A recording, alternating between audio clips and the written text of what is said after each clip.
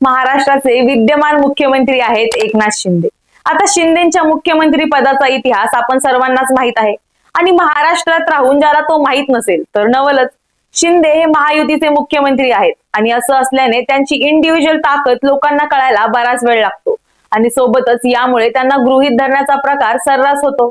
मात्र आपणही काही कच्च्या गुरुचे चेले नाही हे एकनाथ शिंदेंनी दाखवून दिल्याचं पाहिलं जातंय। बऱ्याच बड्या नेत्यांना मग राज ठाकरे असो की सतेज पाटील यांना एकनाथ शिंदे यांनी हलक्यात घेणं भारी पडल्याचं दिसतंय। आता नक्की असं का म्हणतायत? कोणत्या शिंदेच्या अशा राजकीय खेळी आहेत ज्यांनी अनेकांना चितपट केलं आहे? जाणून घेणार आहोत प्राईम संवादच्या आजच्या भागात। नमस्कार, मी सारिका। प्राईम संवाद या युट्यूब चॅनल वरती आपणा सर्वांचं स्वागत करते। माहीम मतदारसंघ आणि कोल्हापूर इथली राजकीय परिस्थिती अगदीच नाट्यमय झालेली आपण सारे बघत आहोत। माहीम आणि कोल्हापूर हे दोनही मतदारसंघ शिवसेनेच्या अगदीच जवळचे आणि इथेच एकनाथ शिंदे यांनी आपल्या राजकीय खेळीनं आपलं अस्तित्व पुन्हा एकदा ठळक केलं आहे। आता नक्की झालंय काय इथे? तर कोल्हापूरमध्ये मधुरिमा राजे यांनी अचानक माघार घेतल्यानं तिथली ढासळलेली परिस्थिती आपण पाहिलेली आहे। पण आता यात शिंदे कुठून आले? तर अनेकांचं म्हणणं आहे की मधुरिमा राजे यांची माघार याच्या मागे एकनाथ शिंदे यांची राजकीय खेळी आहे। एकनाथ शिंदे यांच्या शिवसेनेकडून राजेश क्षीरसागर हे कोल्हापूर उत्तरचे महायुतीचे उमेदवार आहेत। राजेश क्षीरसागर हे 2009 आणि 2014 साली याच मतदारसंघातून विधानसभेवर निवडून गेले होते। मात्र 2019 साली भाजपमधून काँग्रेसमध्ये गेलेल्या चंद्रकांत जाधव यांनी राजेश क्षीरसागर यांचा पराभव केला होता। 2022 साली चंद्रकांत जाधव यांच्या मृत्यूनंतर त्यांच्या पत्नी जयश्री जाधव यांना निवडून आणण्यामध्ये सतेज पाटील यशस्वी ठरले। आता 2024 सालच्या या निवडणुकीमध्ये अर्थातच जयश्री जाधव पुन्हा एकदा याच मतदारसंघातून उमेदवारीसाठी इच्छुक होत्या। मात्र त्यांना पुन्हा उमेदवारी मिळणार नसल्याचं चित्र स्पष्ट होताच त्यांनी काँग्रेसची साथ सोडत एकनाथ शिंदेच्याच शिवसेनेत प्रवेश केला। या मतदारसंघातून आधी 27 ऑक्टोबर रोजी काँग्रेसचे कार्यकर्ते राजेश लाटकर यांना उमेदवारी जाहीर करण्यात आली। मात्र त्यांच्या उमेदवारीबाबत काही नगरसेवकांनी नाराजीचं पत्र दिल्यानंतर उमेदवारीसाठी त्यांचं नाव मागे घेत मधुरिमा राजे छत्रपती यांचं नाव जाहीर करण्यात आलं। खरं तर इथंच या नाराजी नाट्याचा पहिला अंक सुरू झाला। आपल्याला विश्वासात न घेताच परस्पर उमेदवारी काढून घेतल्याचा दावा करत राजेश लाटकर यांनी अपक्ष उमेदवारी भरण्याचा निर्णय घेतला। ही आपल्या आत्मसन्मानाची लढाई असल्याचा दावा त्यांनी केला आणि यानंतर मधुरिमा राजे यांनी सोमवारी 4 नोव्हेंबर रोजी मुदत संपण्याला अगदी काही मिनिट शिल्लक असताना आपला उमेदवारी अर्ज मागे घेतला। मधुरिमा राजेंनी अर्ज मागे का घेतला याची आपल्याला काहीच कल्पना नव्हती असं म्हणत मुलाबाळांची शपथ घेत त्यांनी कार्यकर्त्यांना विश्वासात घेण्याचा प्रयत्न केला। दुसऱ्या बाजूला शाहू छत्रपती यांनी एका पत्राद्वारे आपली भूमिका स्पष्ट केली।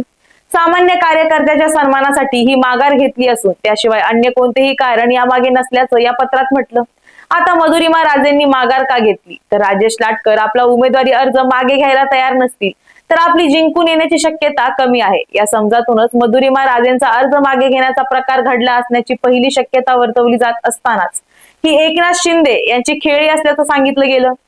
आता त्यांच्यासाठी कोल्हापूर मतदारसंघातील निवडणूक म्हणावी तितकी अवघड नक्कीच राहिलेली नाहीये। या निवडणुकीत काँग्रेसचाच हात नसणं यावरून विरोधकांनी टीका करणं वा खिल्ली उडवणं या सगळ्याचा परिणाम आता जिल्ह्यातील उर्वरित मतदारसंघांवर होऊ न देणं हे आव्हानही महाविकास आघाडी समोर असणार आहे। त्यामुळे महाविकास आघाडीचं हे आपापसात चालू असलेलं भांडण आणि त्यांचा एकमेकांना नसलेला मेळ हे चित्र उभं करण्यासाठी आणि कोल्हापूरमध्ये आपल्या उमेदवाराची बाजू मजबूत करण्यासाठी केलेली शिंदेची ही खेळी मांडली जात आहे। आता जर हे खरं असेल तर मात्र सतेज पाटलांना एकनाथ शिंदेच्या या खेळीनं चिटपट केल्याचं दिसतंय। आता दुसरी खेळी एकनाथ शिंदेंनी खेळली ती माहीम मतदारसंघात। माहीम विधानसभा मतदारसंघात सध्या अभूतपूर्व अशा राजकीय तिढा निर्माण झाल्याचं पाहायला मिळतंय। माहीम विधानसभा मतदारसंघातून शिंदे गटानं विद्यमान आमदार सदा सरवणकर यांना उमेदवारी जाहीर केली होती। परंतु ऐनवेळी मनसे प्रमुख राज ठाकरे यांचे पुत्र अमित ठाकरे यांना माहीम मधून लढण्याचा निर्णय दिला। त्यानंतर अमित ठाकरे यांच्यासाठी सदा सरवणकर यांनी माघार घ्यावी असे सूर महायुतीमधूनच उमटू लागले होते। भाजप आणि शिंदे गटाच्या काही नेत्यांनी अमित ठाकरे यांना उघडपणे पाठिंबा दिला होता। मात्र सदा सरवणकर यांनी कोणत्याही परिस्थितीत निवडणुकीच्या रिंगणातून माघार घेण्यास नकार दिला होता। एकनाथ शिंदे यांनी सदा सरवणकर आणि समाधान सरवणकर यांच्याशी बराच वेळ चर्चा केली होती। राज ठाकरे यांचे भाजपमधील अनेक नेत्यांशी चांगले संबंध असल्याने सदा सरवणकरांच्या माघारीसाठी मुख्यमंत्र्यांवर भाजपच्या गोटातून बराच दबाव असल्याचं सांगितलं जात होतं। पण सदा सरवणकर हे गेली 30 वर्ष दादर आणि माहीम भागात लोकप्रतिनिधित्व करत आहेत। त्यामुळे त्यांच्यासारख्या नेत्याला माघार घ्यायला सांगणं हे एकनाथ शिंदे यांच्यासाठी आव्हान होतं. सोबतच त्यांना बंडखोरीत साथ दिलेल्या नेत्याला असं वाऱ्यावर सोडणं त्यांना शोभा सुद्धा देणार नव्हतं. आणि यावेळीच एकनाथ शिंदे यांनी भाजप सारख्या मोठ्या पक्षाकडून होत असलेल्या दबाव तंत्राचा काहीही फायदा होऊ न देता सदा सरवणकर यांना खंबीर पाठिंबा दिला. कारण शिंदे यांनी असं केलं नसतं तर त्यात त्यांचं बरंच नुकसान झालं असतं. पहिलं म्हणजे भाजप सारख्या पक्षानं दबाव तंत्र वापरल्याने जर शिंदेंनी सरवणकर यांना माघार घ्यायला लावली असती तर त्यांच्या इमेजला भाजपच्या इशाऱ्यावर चालणारा मुख्यमंत्री असा डाग लागला असता.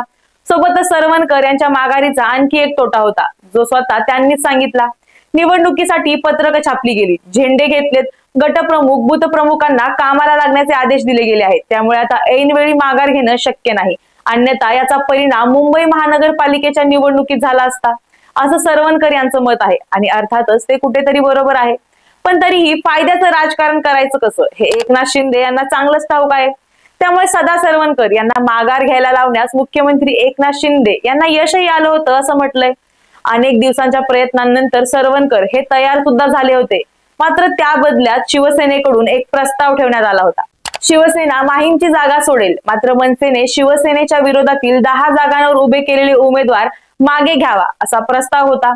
या 10 जागा कोणत्या असतील हे देखील जवळपास निश्चित झालं होतं. हा निरोप शिवतीर्थावर पोहोचला. कोणत्या जागा असतील हे देखील सांगण्यात आलं. त्यावर राज ठाकरे तयार देखील झाले होते. मात्र पुढे काहीच हालचाल झाली नाही. त्यामुळे राज ठाकरे आणि एकनाथ शिंदेची ही चर्चा फिसकटली आणि आपल्यासाठी हे फायद्याची ठरेल अशी खेळी शिंदेंनी भाजपच्या दबाव तंत्राला बळी न पडता खेळलीये. त्यामुळे राज ठाकरे यांना एकनाथ शिंदे यांना हलक्यात घेणं चांगलंच महागात पडलेलं पाहायला मिळतंय. तुम्हाला याबद्दल काय वाटतं? कोल्हापूर आणि माहीम हे दोन्ही गड शिंदेची शिवसेना जिंकू शकेल का? हे आम्हाला कमेंटमध्ये नक्की सांगा आणि प्राईम संवाद या युट्यूब चॅनलला सबस्क्राईब करायला विसरू नका. धन्यवाद.